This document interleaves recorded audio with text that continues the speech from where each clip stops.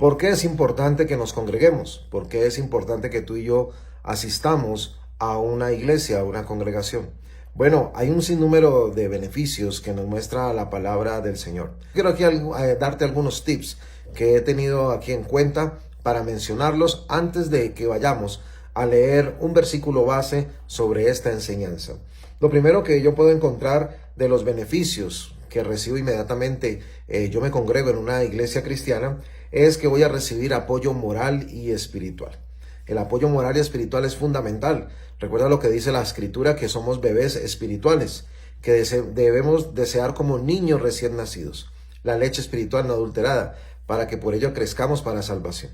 Quiere decir que como un bebé necesita ser asistido para poder sobrevivir y crecer y ir desarrollándose, de la misma manera nuestra fe, el hecho de que seamos nuevos en Cristo, que recién estemos conociendo de las cosas de Dios, vamos a necesitar, por supuesto, un apoyo moral y espiritual para ese crecimiento. Esa asistencia como la de un bebé, así también la vamos a necesitar cada uno de nosotros. Lo segundo que yo puedo ver de los beneficios de congregarnos es que se recibe una cobertura. Tenemos la cobertura especial de un ministerio, de un pastorado, donde van a estar orando por nosotros, donde van a estar siempre atentos a nuestro caso. Bueno, en pocas palabras, esto es lo que se debería de realizar en cualquier congregación, estar muy atento de las personas que están asistiendo a la congregación. No se puede descuidar las ovejas. Entonces, es importante entender que otro de los beneficios es esa cobertura espiritual. Lo tercero que podemos mirar como beneficios de congregarse es que facilita la consagración a Dios. Ahí es donde nos permite, a través de la alabanza, a través de reunirnos con otros hermanos, pues nos va a facilitar mucho la consagración a Dios. Y la consagración pues tiene que ver con la santidad. Cuando tú vas a la iglesia, ahí se predica la palabra del Señor, y la palabra del Señor cada día te va limpiando y te ayuda mucho más. Involucrarte en las actividades de la iglesia, por supuesto, también te van a llevar a la consagración. El hecho de tener compañías cristianas, es decir, con qué personas estoy yo juntándome, con qué personas estoy yo conversando en el día a día, quienes hacen parte de mi círculo de amigos, si son creyentes de la congregación, cristianos, caminan en santidad, pues te van a ayudar a ti también a consagrarte en el Señor. Amén. Otro de los beneficios importantes que veo yo al congregarnos es que encontramos un grupo de personas interesadas en adorar a Dios, y eso de una u otra manera también te va a contagiar. Lo quinto que podemos mirar es que podemos hacer uso de nuestros dones y podemos servir en la iglesia. Ese es otro de los beneficios. ¿Quién es la iglesia de Jesús? Pues todos aquellos que hemos recibido a Cristo en el corazón, ¿verdad? Y digamos que ahí somos salvos y hacemos parte de ese gran remanente. Entonces, ¿qué viene siendo la congregación, pastor? Bueno, todos los que hemos sido salvos, repito, somos parte de la iglesia universal de Cristo.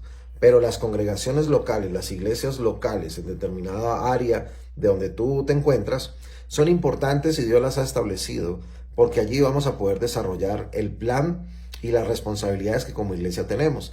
Recuerda que la Biblia nos envía a nosotros a predicar el evangelio. Recuerda que la Biblia nos dice que debemos que ser sal y que tenemos que ser luz. Entonces, a través de las iglesias, de las congregaciones locales, la iglesia universal puede, por supuesto, desarrollar la tarea que ha sido encomendada por nuestro Dios. Bueno, ahora yo quiero leerte lo que dice la palabra de Dios en el libro de Hebreos, de no dejando de congregarnos. Eso nos dice la palabra. Entonces, esto tiene que ver con el tema que estamos hablando el día de hoy, de por qué es tan importante el que tú y yo asistamos a una iglesia. Mira lo que dice Hebreos capítulo 10, versículo 24 y 25. No nos lo inventamos nosotros los pastores. Está escrito en la palabra. Mira lo que dice.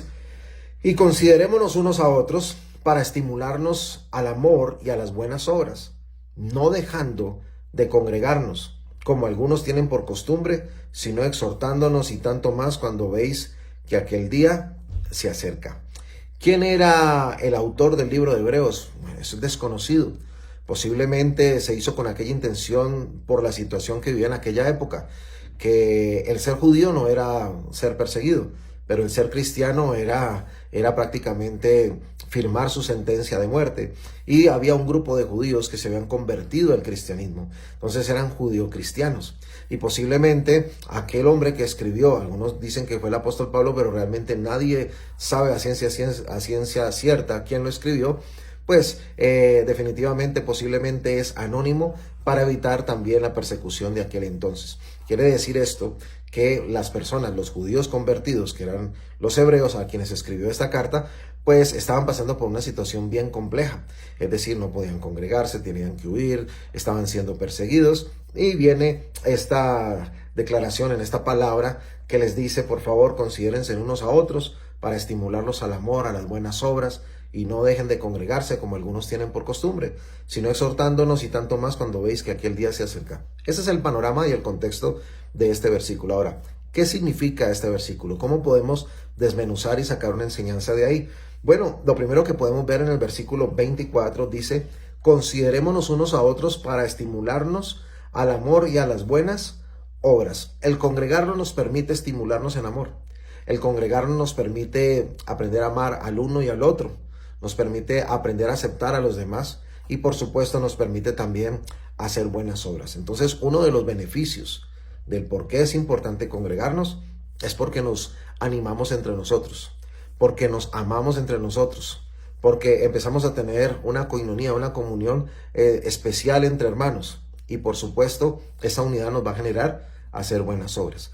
¿Qué más nos dice la palabra? Vamos a leer lo que dice aquí el versículo. Dice, no dejando de congregarnos como algunos tienen por costumbre, sino exhortándonos. Congregarnos facilita la exhortación mutuamente.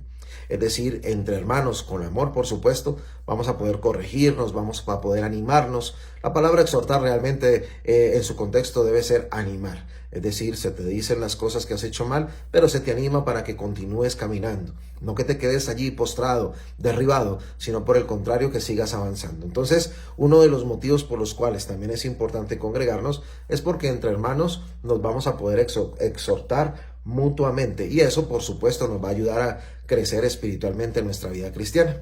Y lo tercero que podemos mirar acá, la palabra dice, tanto más cuando veis que aquel día se acerca.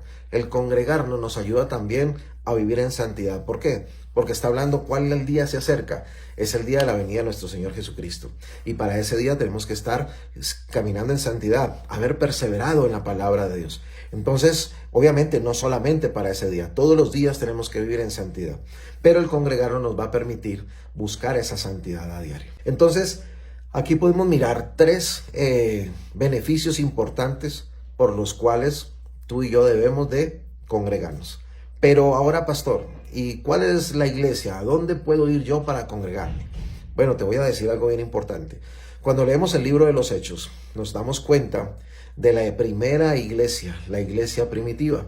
Eso está después de que pasó el Pentecostés, allá en el capítulo 2, el nacimiento de la iglesia cuando vino el Espíritu Santo y se derramó sobre todos los que estaban allí. Pedro se levanta, predica y como 3,000 personas se convierten de una vez y fueron bautizados. Entonces, cuando miramos todo el proceso de la iglesia primitiva, nos va a mostrar a nosotros unas características especiales, importantes para tener en cuenta en el momento de escoger una iglesia.